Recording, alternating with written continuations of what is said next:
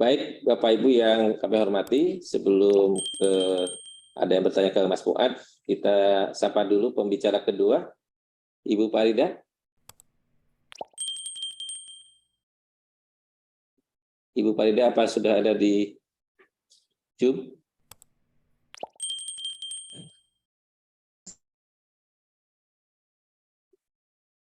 Ibu Farida? Tes.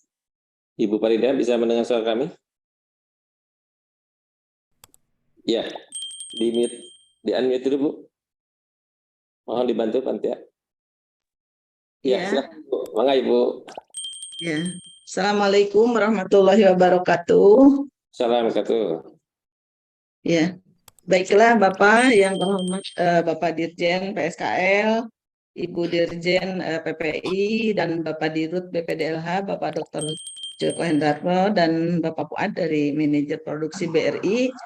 Terima kasih, kami suatu pengalaman yang istimewa ini diberikan kesempatan untuk memberikan materi, menyampaikan sharing pengalaman dari pembiayaan kepada para pendamping BPDLH. Kami, Ibu Farida sebagai Ketua Koperasi Syariah Abdi Kertara Harja, yaitu KSPPS, di mana koperasi ini adalah koperasi nasional, primer nasional. Mungkin mohon slide-nya dibantu mungkin ya. Apa dari sini atau dari? Sudah. Sebagai koperasi primer nasional, dan kami di sini alhamdulillah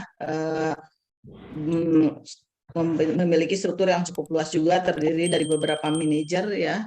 Ada manajer keuangan, manajer operasional, manajer kepatuhan, manajer SDI, dan manajer atau pemasaran. Dan kami alhamdulillah saat ini sudah memiliki anggota 46.000 ya, yang tersebar di Jawa Barat, Banten, dan DKI. Di sini kami akan menyampaikan berkaitan dengan pembiayaan, bahwa pengertian pembiayaan di kami sangat beda dengan pinjaman, bahwa kalau pembiayaan itu adalah penyediaan fasilitas dana permodalan, di mana yang dana ini bersumber dari modal sendiri bisa, next aja itunya, dari modal sendiri bisa, dan juga dari berbagai mitra pihak ketiga, ada baik itu lembaga keuangan perbankan ataupun non perbankan, serta lembaga keuangan pemerintah ataupun swasta. Sedangkan untuk pinjaman yaitu disebut Qordu Hasan. Kalau ini sumber dananya adalah dari dana kebajikan infak sodakoh, karena memang Qordu Hasan ini diberikan kepada level pelaku usaha, tetapi dalam kategori duafa levelnya, sehingga ini tidak menggunakan margin. Nah, untuk pembiayaan berbeda, ada marginnya, adapun marginnya berbeda-beda tergantung kondisi pembiayaan apa yang dilakukan oleh masyarakat itu. Next saja. Di sini memang kami juga sama, mungkin tadi sebagaimana yang disampaikan oleh Pak Fuad ya dari BRI, kita juga membiayai adalah usaha-usaha yang produktif. Dari sini adapun kategori usahanya itu bisa di sektor pertanian, peternakan, perikanan, kelautan, misalkan nelayan, dan kehutanan atau lingkungan hidup, serta jasa-jasa lain termasuk industri, jasa industri kreatif, penyediaan akomodasi, catering, termasuk ojek, sopir, juga cleaning service. Itu dari level yang terkecil itu kita berikan pembiayaan. Begitu juga perdagangan dan usaha-usaha lain yang memang kalau menurut kondisinya adalah dikategorikan kalau menurut bank adalah yang tidak bankable. Nah, jadi pandangan bankable di kami sangat berbeda. Ini yang penting mereka bisa menghidupi kebutuhan, memenuhi kebutuhan usahanya, itu bisa memenuhi kebutuhan hidupnya, baik itu dirinya maupun keluarganya.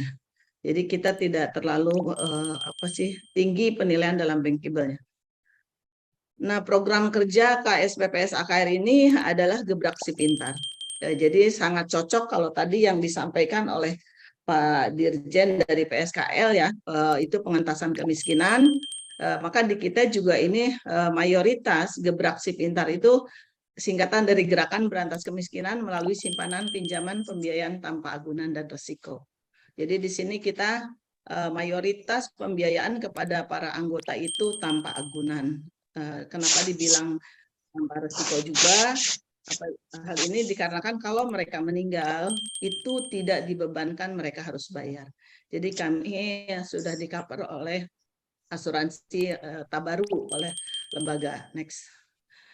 Nah, model ini sebetulnya kami memadukan antara teorinya Pak Muhammad Yunus ya, yang Pak Muhammad Yunus dari Bangladesh itu terkenal sekali dengan social entrepreneur-nya dan juga teorinya Pak Muhammad Hatta.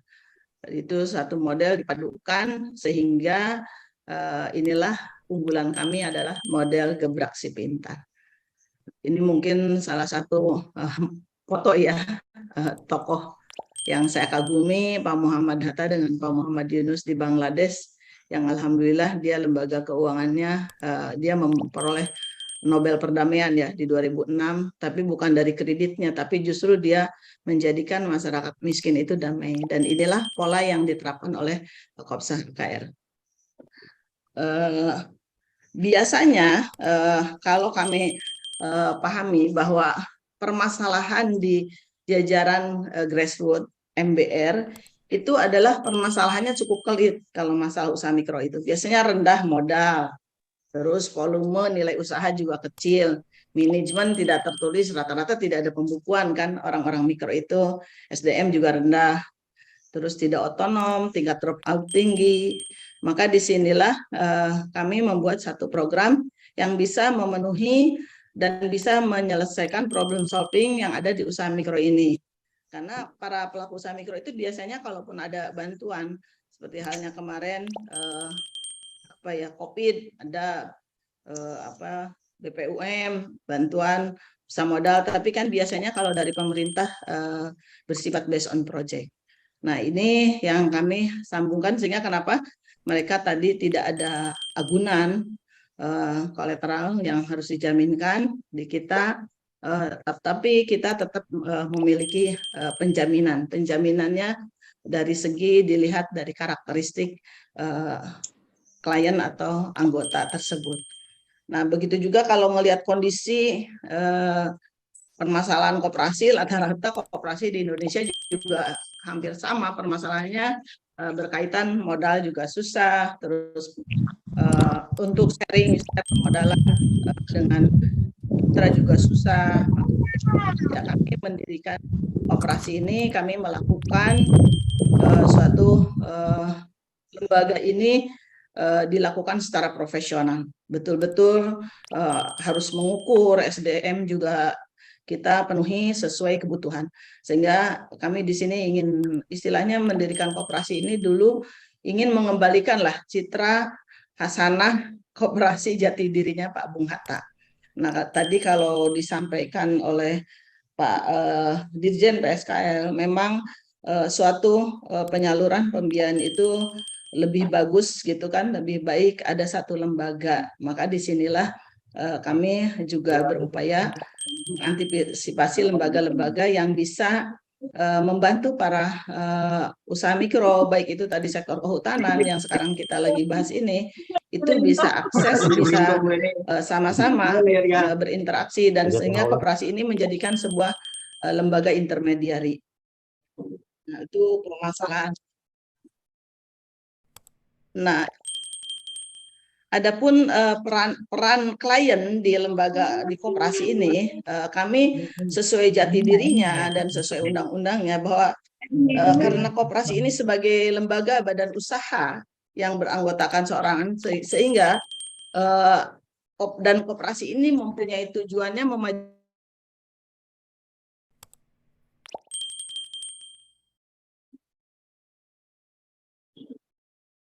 Tes. Bu Farida. Ya, mungkin ada gangguan deh. Bu Farida, halo.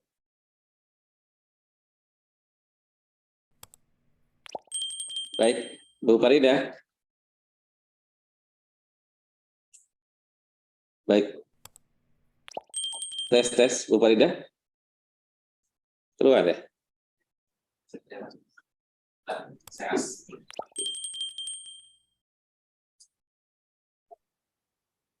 Nah, tadi Ya, agak sedikit terpental mungkin sinyal ya Pak. iya, Mohon baik, maaf. Bu. Mangga dilanjutkan, Bu. Ya, ya. Jadi karena koperasi itu punya tujuannya mensejahterakan anggota pada khususnya dan masyarakat, dan kita juga membantu tatanan perekonomian nasional, maka disinilah kita ikut akses di dalam pola pembiayaan itu beberapa bersinergi dengan beberapa lembaga keuangan pemerintah agar kami koperasi mampu membantu dalam membangun tatanan perekonomian nasional, mewujudkan masyarakat yang maju dan berkelanjutan. Nah, ini prinsip yang kami pegang. Sehingga tujuan koperasi yang dituangkan dalam Undang-Undang 25 ya, terus juga yang sinergi dengan pasal 33 Undang-Undang 45 itu bisa terwujud itu hal ini. Karena koperasi ini sebetulnya sebuah lembaga yang indah ya untuk pengentasan kemiskinan untuk masyarakat. Nah, ini sehingga koperasi ini mempunyai peran yang menentukan dalam proses manajemen koperasi karena keputusan anggota. Di sini anggota itu di koperasi sebagai pemilik, maka keputusan pun anggota itu berpengaruh.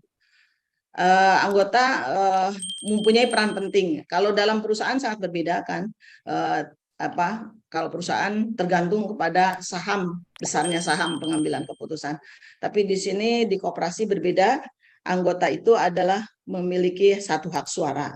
Berapapun besarannya, besar kecilnya berbeda, tapi hak suaranya tetap satu. Itu dari segi hak suara. Dari segi manajemen tadi anggota itu ikut dalam menentukan keputusan. Terus dari segi kedudukan anggota, anggota adalah sebagai pemilik sekaligus pula pengguna jasa. Jadi selain dia memanfaatkan pembiayaan tadi sebagai ini, dia juga sebagai pemilik. Nah, ini sangat berbeda sekali dengan perusahaan, sehingga disinilah koperasi ini punya peran identitas ganda ya, bahwa anggota sebagai pemilik dan pengguna manfaat. Nah, sesuai amanah tadi yang saya sampaikan di Undang-Undang 25, di Undang-Undang Dasar 45, Pasal 33, ini ekonomi disusun sebagai usaha bersama. Nah, ini atas kekeluargaan. Inilah satu-satunya badan hukum Indonesia yang memang sangat selaras dengan Undang-Undang Dasar 45. Nah, sehingga di sini ada tertuang dipergunakan sebesarnya untuk kemakmuran rakyat. Nah, kemakmuran di sini diutamakan bukan kemakmuran orang per orang, tapi adalah kemakmuran bersama. Maka di sini semua bagi hasil koperasi itu anggota yang terlibat, yang sebagai pemanfaat juga sebagai pemilik itu semua memperoleh hak penghasilan. Ya. Silakan lanjut, Bu. Ini mungkin kira-kira skema bahwa koperasi anggota itu fungsinya adalah sebagai pemilik, juga sebagai pemanfaat atau pengguna, juga sebagai pengendali. Nah, sehingga dalam pola pikir koperasi ini bukan koperasi yang memiliki anggota, tapi anggota adalah memiliki koperasi. Jadi ada rasa ikut memiliki terhadap koperasi, bagaimana koperasi itu harus berkembang. Maka ini di sini pendampingan di koperasi ini sangat diarahkan bagaimana anggota tersebut harus mampu menjaga bersama eksistensi koperasi ini, sehingga mereka harus betul-betul taat di dalam pengembalian pembiayaan ini. Nah, ini sehingga watak koperasi ini mendapat keuntungan, dia juga mendapat manfaat. Next. Next. Ini mungkin sedikit selintas ya tentang perbedaan antara perusahaan PT dengan koperasi. Biasanya kalau koperasi umumnya kondisinya keadaannya dalam memiliki masalah, misal kebutuhan modal kayak gitu, anggota-anggota itu berbeda. Kalau ke PT kan biasanya, wah saya punya uang nih, bisa gabung berdua bikin apa. Nah kalau koperasi biasanya keadaannya dari permasalahan sulitnya anggota atau masyarakat itu terhadap kebutuhan permodalan. Maka koperasi ini sangat cocok kiranya untuk para pelaku usaha mikro, sebagaimana tadi juga salah satunya adalah di sektor kehutanan. Karena dalam hal pengelolaan koperasi ini nanti si klien atau nasabah, kalau di bank dibilangnya, kalau di kita anggota, ini dia karena sebagai pemilik maka dia akan memperoleh hak SHU. Next. Itu mungkin sebagai hak SHU yang biasa kita sampaikan setiap akhir tahun dari keuntungan itu diberikan kepada para anggota atau klien yang melakukan pembiayaan maupun simpanan sebesar 65%. Dan biasanya gagalnya pengelola pembiayaan itu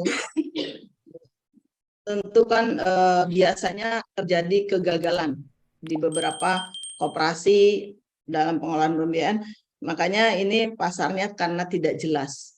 Terus sasarannya yang akan dicapai tidak jelas, prioritas usaha juga tidak jelas, pengelolaan tidak memiliki inovasi, nah tidak kompeten dan menunda peluang bisnis. Maka disinilah koperasi harus betul-betul punya pangsa pasar apa yang kira-kira akan menjamin eksistensi berkembangnya dan keberhasilan meningkatnya sebuah koperasi. Ini perlu pengalaman pengelola pembiayaan seperti itu kita pegang lebih berhati-hati. Nah ini kalau dilihat dari peran dan prinsipnya pembiayaan pada klien atau kualitas kelembagaan, di sini pembiayaan koperasi lebih menjangkau sasaran masyarakat usaha mikro. Karena usaha mikro itu justru itulah yang kadang-kadang tidak sulit atau dijangkau oleh perbankan. Nah, terus pembiayaan juga kita berkelanjutan. Jadi pada tahap pertama misal pembiayaan 5 juta, berikutnya naik 6 atau 7, 8, 9. Karena dengan pembiayaan yang sustainable ini akan menjadikan si pelaku usaha mikro ini naik kelas. Nah, ini jadi kita pembiayaan tidak bersifat based on project.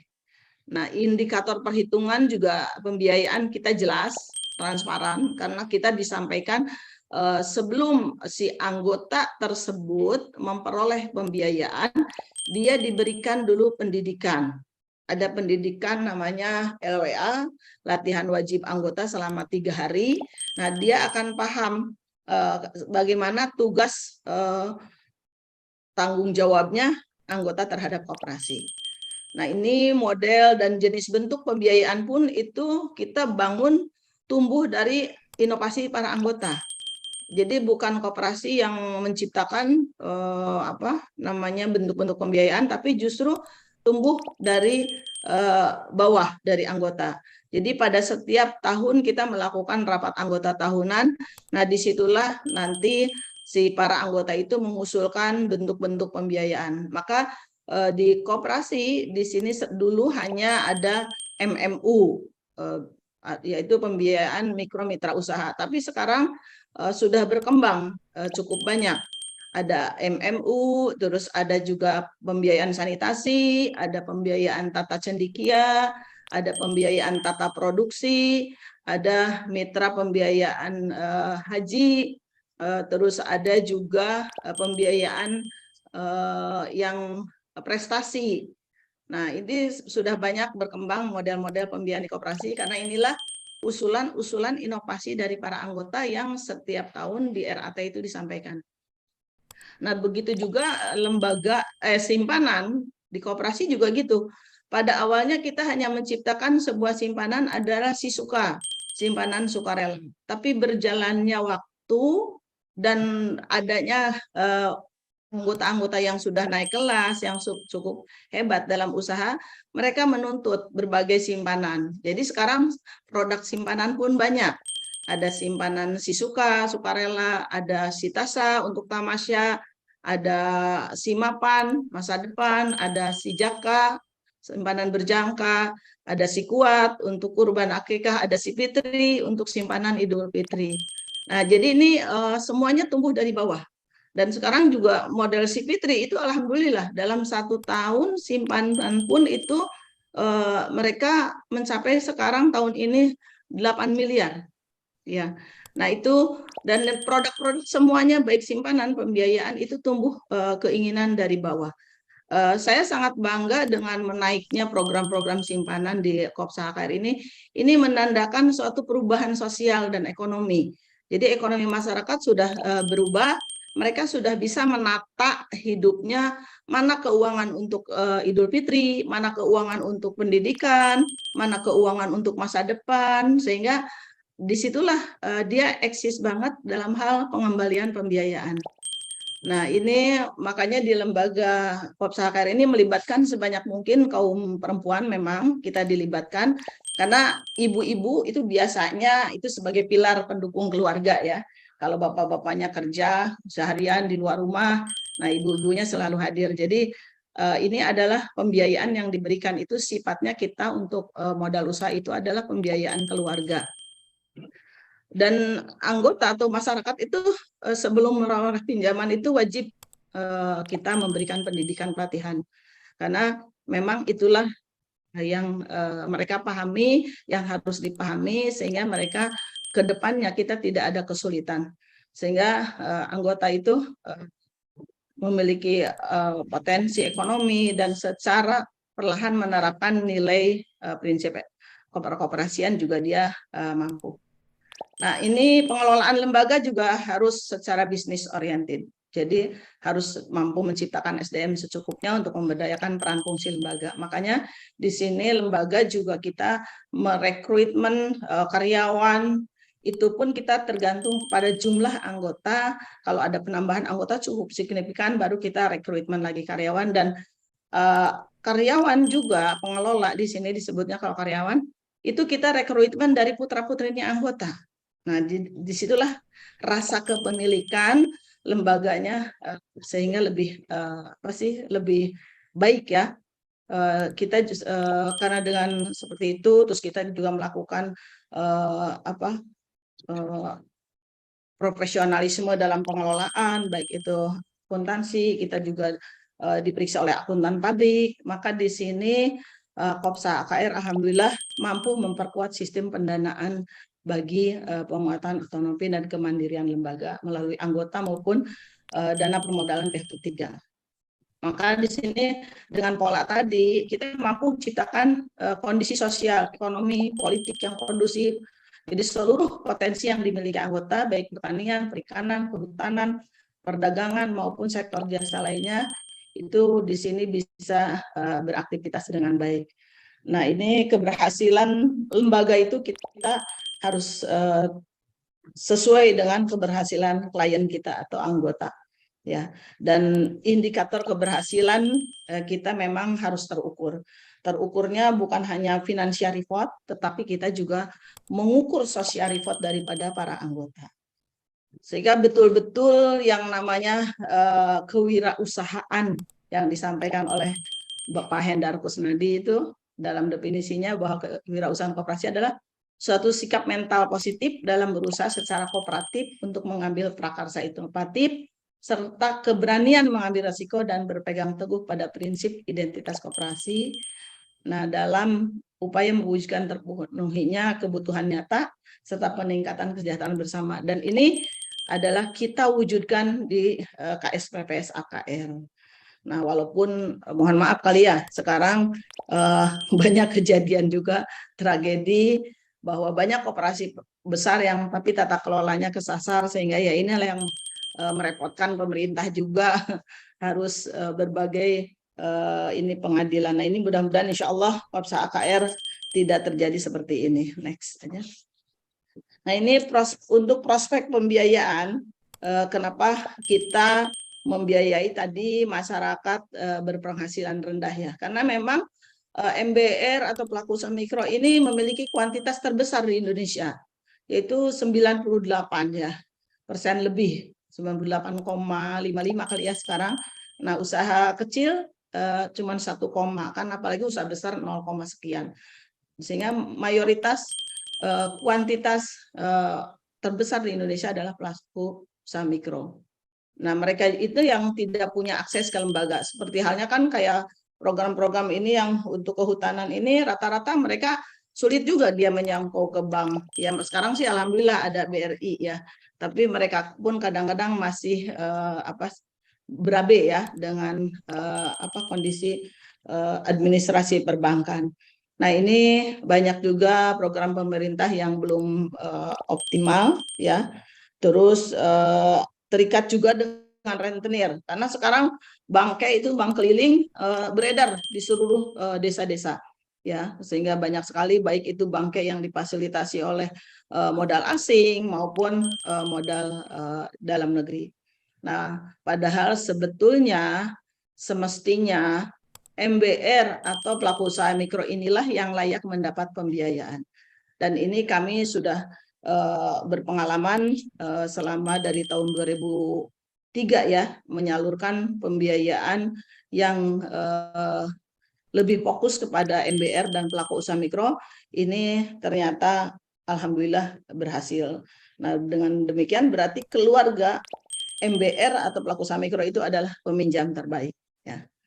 Nah, kenapa demikian?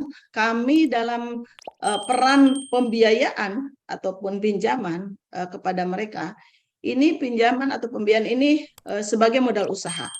Karena tadi kan harus yang produktif ya. Terus modal yang digulirkan juga merupakan salah satu alat perubahan sosial yang mudah, murah, cepat, efisien bagi mereka yang mendapat pembiayaan ini. Dan dengan pembiayaan modal ini memberi kesempatan juga mereka mengasah kewirausahaan dan keterampilan ke arah pengembangan potensi usaha masyarakat untuk meningkatkan pendapatan dan kesejahteraan. Maka selain pembiayaan tadi diberikan pembiayaan, kita juga ada pendampingan. Pendampingannya banyak ya, kalau setiap minggunya kita mendampingi bagaimana dia harus mampu, misalkan mana kebutuhan, mana keinginan, terus dia juga dibantu aspek-aspek legal usahanya, misalkan dia memperoleh sertifikasi halal, PIRT, terus dia juga NIK ya, kalau sekarang kan ada NIK, NIB bukan NIK ya, NIB yang harus dia miliki, nah itu dibantu. Sehingga dengan modal yang kita berikan ini memberikan kesempatan kepada masyarakat menikmati hak segala asasi lain. Melalui peningkatan modal sendiri ini, mereka dapat menjamin pendapatan dan kelayakan taraf hidup keluarga. Makanya di sini terlihat anggota-anggota yang sudah lama yang memperoleh pembiayaan itu terlihat dari simpanan atau tabungan mereka cukup banyak. Nah, kenapa kita sangat betul-betul di pembiayaan menjaga seperti NPL atau pembiayaan bermasalah. Nah, di sini kita sangat hati-hati dan kita juga punya ibaratnya safety ya dalam pemberian pembiayaan itu mereka itu tidak akan memperoleh pembiayaan berkelanjutan apabila dia tidak memenuhi tiga kriteria. Misalkan dia tidak membayar 100% tepat waktu, terus dia juga tabungannya tidak meningkat, terus disiplin juga mereka hanya misalkan di bawah 75%. Nah, absensi. Nah, itu walaupun kita pembiayaan tanpa agunan, tapi jaminan yang diberikan pada saat pelatihan anggota bahwa hukumnya wajib kita lembaga akan memberikan satu motivasi, misalkan hukumnya wajib lembaga koperasi memberikan pinjaman berikutnya sepanjang 3 progres anggota tadi. Satu, pengembalian 100% tepat waktu, terus dia disiplin keanggotaan 75% dan tabungannya meningkat. Nah, dalam hal ini pembiayaan juga kita selalu memberikan motivasi perlindungan pembiayaan atau pinjaman. Misalkan model dan jenis pembiayaan itu ditentukan sesuai kebutuhan anggota, jadi bukan keinginan. Karena memang pada saat kita akan memberikan pembiayaan itu kita ada survei dan uji kelayakan. Nah, terus yang kedua kita juga sangat mencegah pembiayaan pinjaman yang berlebihan. Karena nanti pinjaman yang diberikan itu memang kita akan diberikan sesuai kemampuan pengembalian yang kita ukur.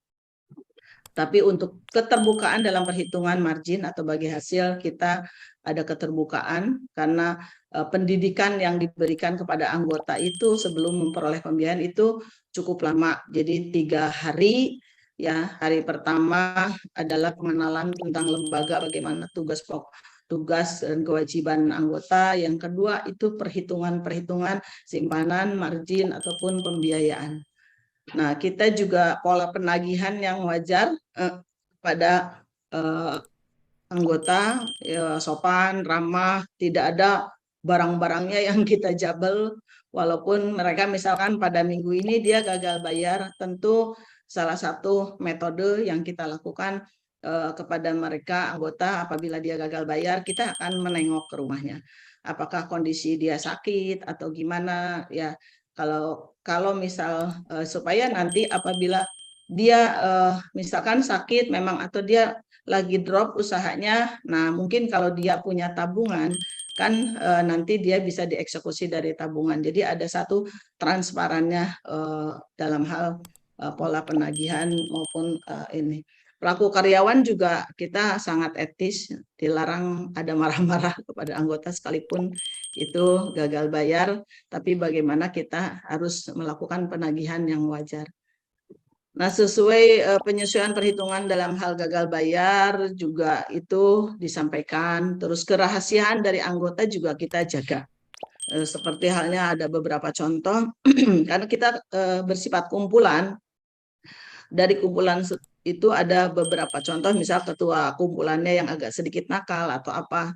Nah, mungkin kita akan mencari solusi apa sebabnya si anggota itu ada yang keluar ataupun banyak yang misalkan tidak baik. Nah, nanti kita akan cari tahu, akhirnya itu akan ketahuan bahwa ternyata pimpinan kelompok ini adalah nakal misalkan. Nah, itu kita akan punya solusi bagaimana memperbaiki agar keutuhan kelompok itu tetap berjalan. Nah, itu motivasi perlindungan yang diberikan untuk ini. Baik, Nah, Bu dari Faida, 5 menit lagi, Bu. berbagai Ya, 5 menit ya. lagi ya, Bu ya. Oh ya. Nah, ini pembiayaannya yang kita berikan di sini ada mikro ini simpanan, ini ada mikro hasanah du'afa, ada mandiri multiguna, ada mitra tata gria untuk perbaikan rumah, tata cendikia, tata sanitasi. Next aja. Ini hanya sebagai gambar agar bisa dilihat lebih mudah karena kita syariah. Ini simpanan, mungkin produk simpanan nggak perlu Bu ini. Lanjut aja.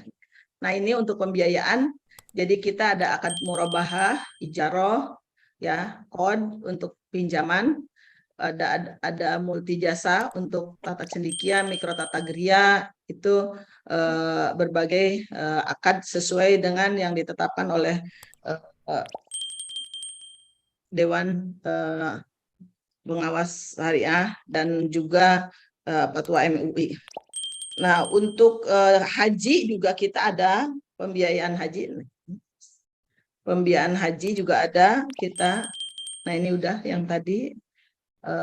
Nah, ini untuk karena di sektor terkecil pun ada kemungkinan dia ingin berangkat haji, tapi supaya kuotanya cepat-cepat ya kita juga siap untuk membiayai yang setoran awal yang wajib. Nah, itu dana haji untuk pola pembiayaannya. Dan tadi tahapan-tahapan karena kita adalah bertahap, nilainya dari terkecil terus meningkat 7 juta, 9 juta. Nah, sampai saat ini kita sudah memberikan pembiayaan sampai 30 juta kepada anggota untuk yang tanpa agunan ya. Nah, begitu juga percepatan pelunasan, ini kita istilahnya diberikan satu bonus ya, berbeda, bukan kena sanksi. Kalau dia cepat melunasi itu akan diberikan satu mukosah ya, bonus. Nah, dan model transaksi pembiayaan juga ada akad wakalah, murabahah, ijaroh, multijasa, istisna, mungkin musyarakah juga kita sudah mulai. Nah, ini proses-proses akad pembiayaan karena di syariah ini terus terang kita juga tidak menyediakan banyaknya kan si klien itu, anggota itu punya agen-agen sendiri untuk murabahah. Nah, makanya kita ada 2 akad juga sebelum akad pembiayaan gitu. Kita di minggu kedua itu ada akad wakalah. Nah, karena mereka banyak yang saya aja yang membeli barangnya gitu kan, tidak dari koperasi. Kita juga memberikan keleluasaan untuk anggota, makanya ada juga akad wakalah. Itu prosesnya yang kita lakukan, makanya baru di minggu ketiganya kita ada akad pembiayaan dan minggu keempatnya baru ada pembayaran angsuran. Jadi seolah pada akad wakalah itu si klien sudah menerima pembiayaan misalkan 5 juta, minggu keduanya dia tidak harus mengangsur karena belum akad pembiayaan. Jadi itu masih akad wakalah, maka dia baru mengangsur di minggu keempat. Nah, itu yang ibaratnya ada sebuah grace period ya, dengan adanya akad wakalah itu menjadikan itu grace period bukan buat para anggota. Anggota mengajukan pembiayaan hanya menyerahkan misalkan KTP ya, terus mengisi form, terus dia juga kakak ya. Nah, ini dia juga menyebutkan usahanya, tujuan pembiayaannya itu untuk apa, dan tenor waktunya adalah berapa lama. Di kita paling cepat itu 6 bulan untuk yang formula pertama, tapi selanjutnya ada yang setahun, ada yang 2 tahun, ada juga yang 3 tahun. Nah, pada minggu berikutnya saat akad ini pembiayaan dia akad wakalah dulu, terus menerima dananya. Nah, baru minggu ketiga dia menyerahkan bukti-bukti transaksi pembelian atau jasa kepada petugas. Disinilah baru kita dilakukan akad pembiayaan. Itu yang dilakukan proses akad pembiayaan dan angsuran oleh Koperasi Abdi Kertara Harja, sehingga ini merupakan sebuah pembiayaan yang modelnya sangat mudah ya. Nah, barangkali itu saja sekilas tentang pengenalan pembiayaan yang kami sampaikan. Terima kasih. Wabillahi taufiq wal hidayah. Wassalamualaikum warahmatullahi wabarakatuh. Waalaikumsalam Sinyalnya nih warahmatullahi agak wabarakatuh. Ya, terima kasih Bu Farida. Sangat menarik ya. Ini adalah koperasi simpan pinjam dan pembiayaan syariah ya, yang tadi cukup banyak program yang ditawarkan, dan saya kira ini peluang ya bagi teman-teman di daerah Jabodetabek ya, terutama Jawa Barat, Banten, dan DKI untuk bisa mengakses ya program-program yang tadi ditawarkan oleh Bu Farida ya, karena ini sangat menarik dan simpel gitu ya. Baik Bapak Ibu, sebelum